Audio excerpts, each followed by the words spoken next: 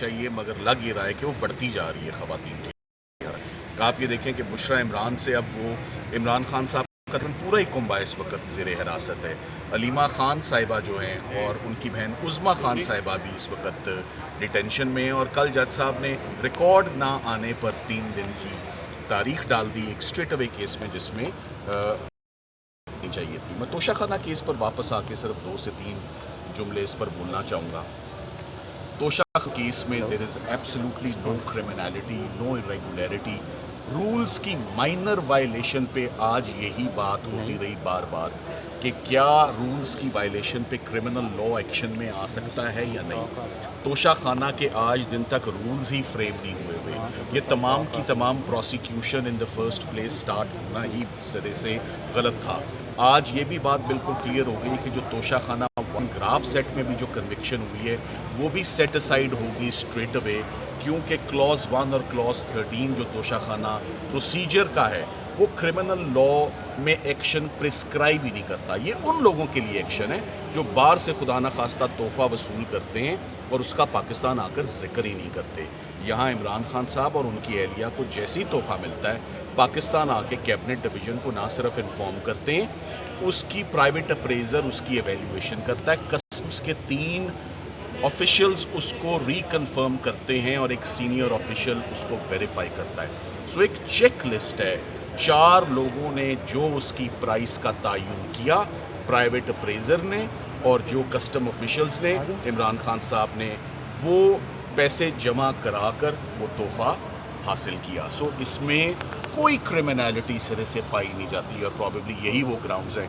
जो भी केस आप देख लें, चाहे वो साइफर का हो, चाहे वो इद्दत निकाह हो, चाहे वो तोशा खाना का हो, हर केस वादा माफ गवाह अप्रूवर की स्टेटमेंट पे खड़ा है, और अप्रूवर कौन है? वो भी कोई सियासी हरीफ है। सो तमाम के तमाम केसेस, मैं कल भी कह के गया था कि तमाम केसेस में लीगल टीम ने सक्सेसफुल हुई है इमरान खान साहब को रिलीफ दिलवाने में।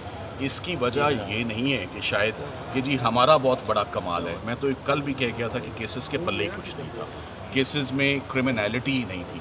प्रोसिक्यूशन कंसिस्टेंटली साबित करने की कोशिश करती रही है और कंसिस्टेंटली फेल होती रही है, कंसिस्टेंटली कलैप्स होती रही है। जितने भी केसेस प्रोसिक्यूशंस ने आज दिन तक बनाए, starting from private prohibited funding का केस हो, जज ज़ेबा केस हो, साइफर केस हो, इद्दत निकाह केस हो, 9 मई का केस हो, या अब तोशा खाना 2 का केस हो, हर केस ने यही अंजाम पाया कि हम यहाँ बाहर निकल के, सलमान राजा साहब मेरे साथ हमेशा खड़े होते हैं और हम आपको बताते हैं कि ये केस भी बरी हो गया या इस केस में भी ज़मानत हो गई।